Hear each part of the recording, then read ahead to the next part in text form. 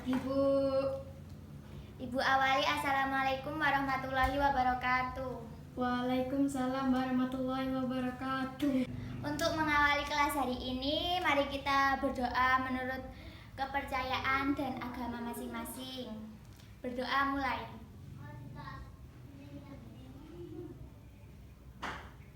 Berdoa bisa diakhiri. Selanjutnya Ibu absen dulu ya. Rena Aprilia, Hadir. Renanda Bunga, Hadir. Risma Tri Amalia. Hadir. Oke, sebagian besar udah bisa hadir. Selanjutnya Ibu mau tanya nih, gimana kabarnya anak-anak sekalian? Baik. Alhamdulillah. Gimana, sudah sarapan apa belum hari ini? Sudah. Tapi kok masih loyo-loyo? Gimana kalau biar tidak loyo kita menyanyikan lagu dulu? Kita nyanyi lagu apa ya? Lagu apa enaknya ya? Lagu Garuda Pancasila gimana? Ya. Gimana? Semalam belajar apa enggak? Ayo, kan materinya udah Ibu share tuh di Google Classroom. Masa belum dilihat? Masa belum dipelajari? Gimana? Udah belajar apa belum semalam anak-anak? Belum. Loh, kok bisa belum belajar ini gimana toh? Padahal materi udah Ibu share loh di Google Classroom. Itu gunanya buat apa? Buat kalian belajar. Gini ya, jadi Ibu mau cerita sedikit pentingnya belajar buat kita itu apa sih? Gini, Ibu di sini mau cerita sedikit dari pengalaman Ibu sendiri nih ya, pentingnya belajar buat kita tuh apa sih? Jadi Ibu dulu tuh buat masuk kuliah itu bukan hal yang mudah anak-anak. Jadi Ibu tuh lulus tahun 2018 nih ya. 2018 nih Ibu tuh daftar kuliah tuh. Tapi Ibu tuh nggak belajar, Ibu tuh kayak meremehkan gitu loh anak-anak Ibu. Jadi Ibu cuma ikut daftar-daftar aja tapi tanpa belajar gitu ya. Nah, ikut tuh ujian tapi Ibu nggak ngerti apa yang mau diujikan. Jadi ya udahlah, saat ujian itu ngerjain sebisanya. Nah, waktu pengumuman semua itu Ibu tidak ada yang lolos anak-anak.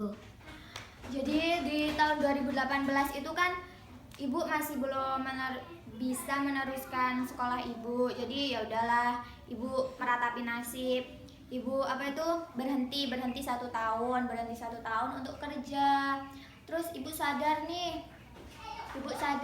Kenapa Ibu bisa nggak lolos semua ujian itu? Karena ya itu, Ibu nggak belajar, Ibu terlalu meremehkan. Jadi gitu anak-anak. Jadi pengalaman ini cukup pada Ibu ya, jangan sampai ke anak-anak. Jadi anak-anak tuh harus rajin belajar biar tidak kecewa, biar kalau setiap ikut ujian, tes bisa lolos gitu ya. Nah, siapa yang tahu nih sekarang kita mau belajar apa? Ayo Mbak Risma, kita mau belajar apa hari ini? Loh, nggak tahu toh, berarti belum belajar ya Mbak. Makanya belajar Mbak, biar tahu kita tuh mau belajar apa. Jadi hari ini kita akan belajar mengenai. Nah, sekarang kita mau belajar mengenai apa yo? Mengenai apa? Praktikum akuntansi perusahaan jasa, dagang dan manufaktur. Nah, kemarin kita kan sudah belajar dasar akuntansi tuh. Nah, sekarang materi lanjutan ya. Kita belajar itu. Pertama kita dulu. Ada yang tahu nggak perbedaan akuntansi jasa, dagang sama manufaktur? Ayo, ada yang tahu apa enggak? Ayo, ada yang tahu apa enggak perbedaan perusahaan jasa, perusahaan dagang maupun perusahaan manufaktur? Ayo, yang bisa menjawab nilainya Ibu kasih plus, nilainya Ibu kasih A. Ayo, siapa yang bisa? Ya, Mbak, apa gimana? Ya, betul sekali. Jadi Ibu perjelas ya, kalau perusahaan jasa itu seumpama ya di persediaannya. Kalau perusahaan jasa itu kita nggak punya persediaan, kita tidak punya persediaan. Sedangkan di perusahaan dagang, persediaannya itu ya barang dagang tersebut, barang dagang yang mau dijual itu masuk persediaan kalau di perusahaan dagang. Nah, kalau di manufaktur itu persediaannya ada banyak anak-anak, seperti persediaan bahan baku, persediaan bahan dalam proses, persediaan bahan setengah jadi, dan persediaan-persediaan lainnya. Nah, secara dasarnya saja kan kita sudah tahu tuh dari namanya perusahaan dagang, perusahaan jasa, perusahaan manufaktur. Kalau perusahaan jasa kan sudah pasti itu perusahaan yang bergerak menghasilkan jasa seperti salon, bengkel. Nah, kalau perusahaan dagang itu sudah pasti bergerak di perdagangan, dijual beli. Di apa itu contohnya kayak toko apa ya? Toko elektronik tuh kan awalnya kita beli barang buat dijual kembali. Nah, itu namanya perusahaan dagang. Nah, kalau perusahaan manufaktur itu perusahaan yang bergerak, kita beli bahan baku, terus kita kelola, terus kita jual deh hasil kelolaannya itu. Nah, contoh perusahaan manufaktur itu kayak perusahaan garment, perusahaan tekstil, ya sejenis itulah. Selanjutnya kita akan belajar mengenai bukti transaksi. Siapa di sini yang sudah mengetahui apa itu bukti transaksi? Sudah tahu? Makanya belajar kalian itu anak-anak. Bukti transaksi itu ada banyak ya. Nah, yang pertama itu sales invoice. Sales invoice itu faktur penjualan. Di situ kita lihat ya, apa itu contoh bukti transaksi dan transaksinya. Mari kita menjurnal, ayo. Jadi itu PT Global Building menjual barang dagang berupa AC Sharp pada Cyber Furniture. Oke. Cyber Furniture sebesar 3.400.000 dan PPN 10%. Jadi 10% itu dihitung dari 10% dari penjualan ya. Jadi 10% dari 3.400.000 itu. Apa nih yang bisa melakukan penjurnalan dalam transaksi ini? Ayo siapa angkat tangan? Ayo dong, masa nggak mau dikasih nilai plus? Ayo anak-anak, siapa? Udah, ibu terangin aja deh. Ini kan apa itu transaksi penjualan kredit. Kalau di sales invoice, di faktur penjualan ya, itu hanya yang bisa masuk dalam faktur penjualan itu hanya segala macam penjualan secara kredit. Oke? Secara kredit. Jadi ini jurnalnya receivable pada sales. Kenapa account receivable-nya ada di sisi debit? Ini debit ya anak-anak, ini kredit. Ada di sisi debit. Kenapa? Ada yang tahu apa enggak? Gak ada yang tahu ya. Oke, kenapa di debit?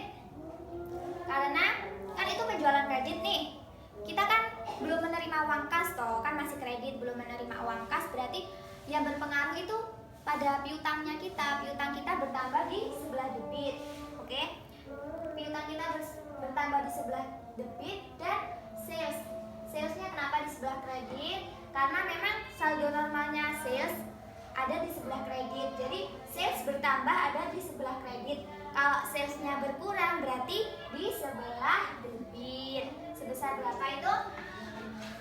Sebesar 3.400.000. Oke, bukti transaksi selanjutnya itu nota kontan. Nota kontan itu apa? Ayo, ada yang tahu apa enggak? Siapa? Rena? Mas Yongki? Ayo. Nanti nilainya ditambah loh. Gak ada yang tahu? Yaudah, ibu jelaskan ya. Nota kontan itu bukti transaksi kontan. Kontan kan tunai toh. Berarti penjualan tunai.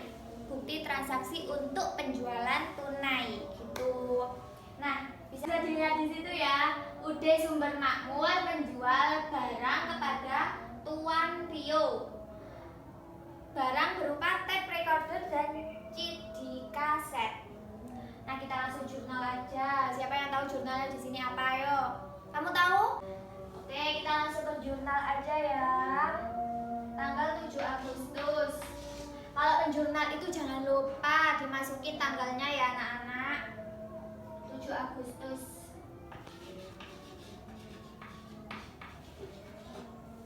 Oke, jadi ini kan penjualan tunai. Kalau tunai pasti kan kita mendapatkan uang toh. Jadi jurnalnya bukan di akun receivable lagi. Kalau akun receivable itu kredit. Nah kalau tunai kita itu kas. Kenapa kok kas? Kan kasnya bertambah tuh. Kas bertambah di sebelah debit. Nah akun selanjutnya adalah sales. Tetap sales pada kredit karena saldo normalnya sales ada di Kredit. sip. Oke, selanjutnya adalah kita belajar bukti transaksi nota debit. Nota debit itu apa? Ada yang tahu? Ada yang tahu? Ya udah, ibu jelaskan, nggak apa-apa. Nota debit itu bukti transaksi pengembalian barang. Jadi kayak seumpamanya ibu udah beli nih, tapi kayak barangnya tuh nggak sesuai yang ibu pesan.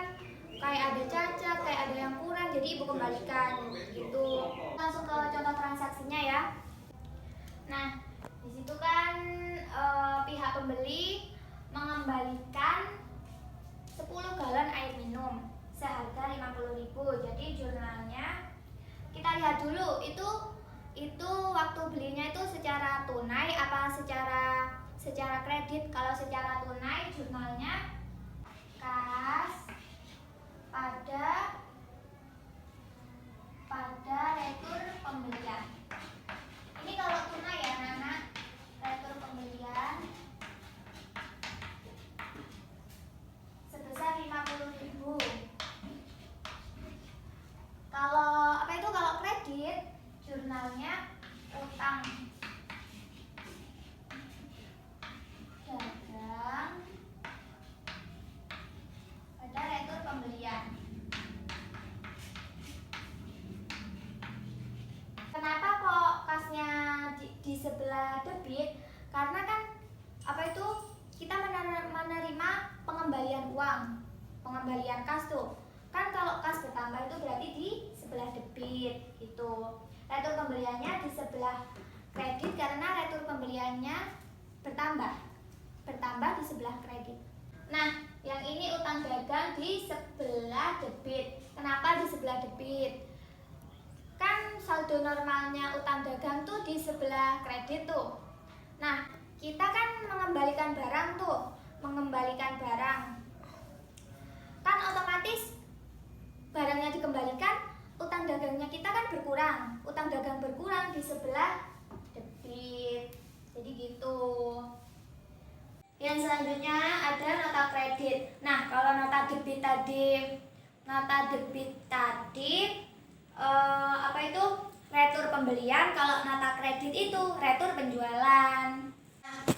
Nah, kalau nota debit tadi yang membuat kan si pembeli. Kalau nota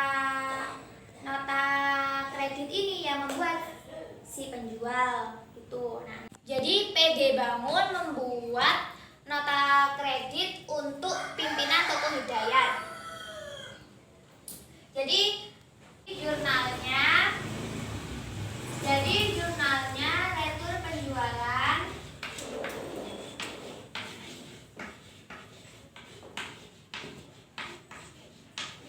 kalau ya kayak tadi ya, kalau secara tunai pada kas, kalau secara kredit pada piutang gitu anak-anak. Terus bisa berapa tuh?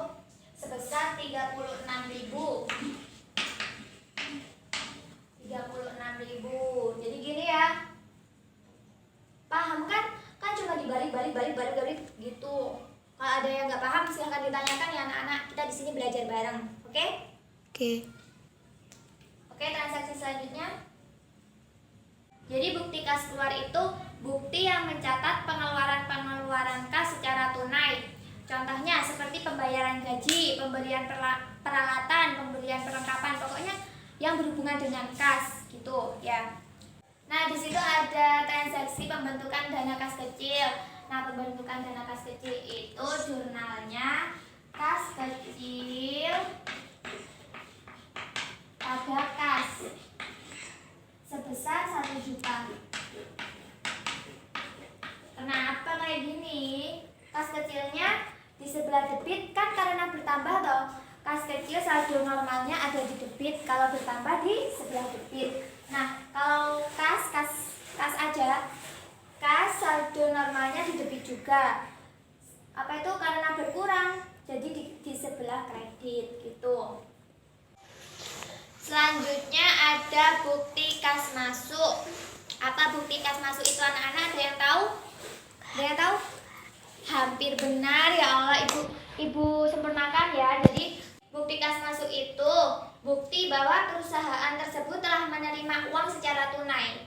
Kas masuk, ya berarti kita menerima uang, perusahaan kita menerima uang. Nah, di situ ada contoh transaksi pembayaran penjualan buku tulis sebanyak 10 buah. Kas pada sales sebesar 15.000. Jadi gini, mudah kan jurnalnya? Ayo. Jadi satu kelas ini ibu bagi menjadi 2 kelompok besar. Yang pertama yang akan membahas tentang perusahaan jasa, yang kedua akan membahas mengenai perusahaan dagang. Oke. Jadi cukup segitu saja. Soalnya ibu mau rapat bersama guru-guru ini membahas soal ujian tengah semester kalian. Cukup sekian. Ada yang ditanyakan teman-teman? Adik-adik, anak-anak? Ada? Tidak. Ya, kalau tidak ada, ibu akhiri ya. Oh ya, sebelum ibu akhiri, kita berdoa dulu. Berdoa menurut kepercayaan dan keyakinan kita masing-masing. Berdoa mulai.